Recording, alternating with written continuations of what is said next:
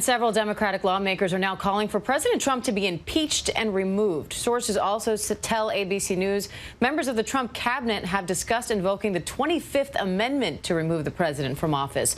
President Trump is in the White House this morning, reportedly becoming increasingly isolated as some staffers abandon him.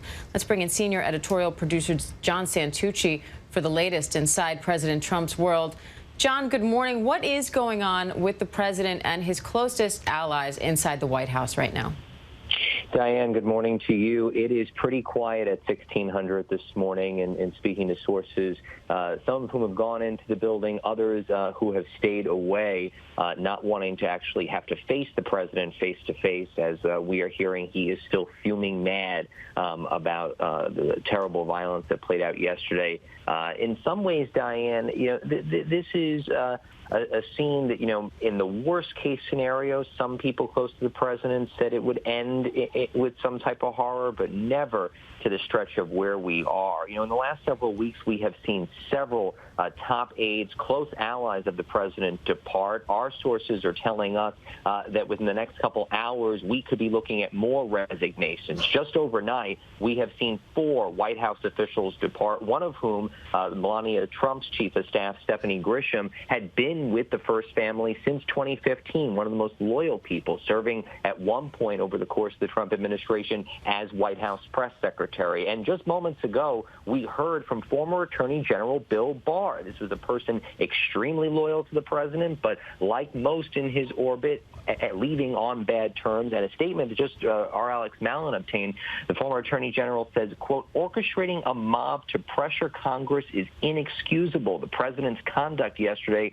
was a betrayal of his office and his supporters." And those words, Diane, we hear resonating with our sources. You mentioned it there. We are hearing conversations about invoking the 25th Amendment are real. They are happening amongst some members of the cabinet and some Trump allies. And we've already seen a growing number of members of Congress, even some Republicans now saying this might be an avenue that needs to be explored.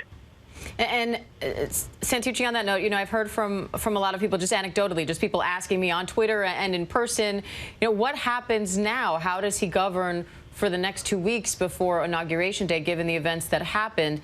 And I'm curious, because President Trump is now suspended from his social media. But this morning, his aide, Dan Scavino, did tweet out a statement saying the president is committed to a, quote, orderly transition. What do you make of that?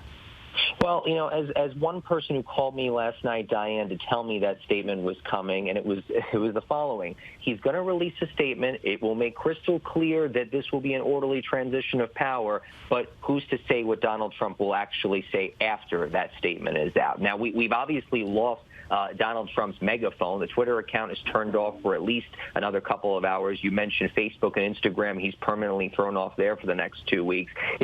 Many people have said to us, and it's quite obvious, we've been able to actually get a real sense of what Donald Trump's thinking via that Twitter account for years, more so in the last couple of weeks, because, again, there are so few people around the building. My sources are telling me that obviously people are talking about resigning, but there are some that, have come, woken up this morning, if you will, and have said, well, wait a second, I really can't leave. Who's going to take my job if I depart? Who would step into these roles over the next 2 weeks? They would be some of the people that would fan the flames, would agree with some of these extremist views the president believes. And let's remember as well, as ABC News has reported, the president rebuffed efforts for several hours yesterday to call in the National Guard. It took several aides, including Mark Meadows, the chief of staff, and even the president's daughter, Ivanka Trump, going to him in the Oval and saying, you need to stop this. We need to get this under control.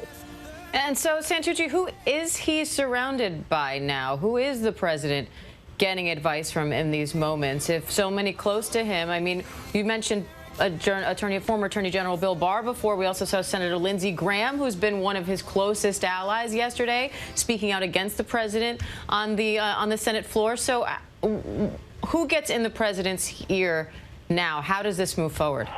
It's a great question because it's definitely the game of who's left rather than who's already departed, because that list is just growing by the second. But who's left in the building? The president's family. We obviously saw most of them were around him yesterday at that rally where he spoke on the National Mall. Ivanka Trump, Jared Kushner, Don Jr., and Eric Trump. In the building, I'm told Mark Meadows is there, along with members of the White House counsel's office, Dan Scavino, who did actually tweet out that statement last night for the president because his account was working, someone who has been with Donald Trump for decades. This is not someone who came to him via politics. But outside of that, Diane, it is small, slim pickings. There are very few people that are there. Let's also remember that even though Donald Trump doesn't want to fully accept that the transition is happening, and I know that statement is out there, but the reality is that he's just not fully there yet. The transition is happening. Monday, January 4th, began the transition process. There is already offboarding of White House staff going on. That is going to continue in the next several days and weeks leading up to January 20th. And John, former White House Chief of Staff Mick Mulvaney also resigned from his other post as U.S. Special Envoy to Northern Ireland, and he said that he expects more resignations to come. What other kind of fallout do you expect to see from this? Well, as I mentioned, we've already seen several people that have departed. We have seen 2 top staffers to Melania Trump. We just saw the second in command of the National Security Council, Matt Pottinger, as our Ben Gittleson and John Carl just reported. He resigned late yesterday. We are hearing other conversations are taking place, members potentially of the National Security Council, other top lawyers in the White House. And let's remember, Diane, Donald Trump is leaving, but there's still work to be done. This should still be a functioning government. We have not seen, it's not a person that's pulling the levers of national security, but just as an example, we have not seen members of the White House press shop. We have not seen the White House press secretary, the person who's supposed to go to the podium and speak on behalf of the administration. There are people physically not in the building. And to Mick Mulvaney's point, our sources tell us the same. We believe the number of resignations could grow as the day goes on. All right, John Santucci, thank you as always. Hi, everyone. George Stephanopoulos here. Thanks for checking out the ABC News YouTube channel. If you'd like to get more videos, show highlights, and watch live event coverage, click on the right over here to subscribe to our channel. And don't forget to download the ABC News app for breaking news alerts. Thanks for watching.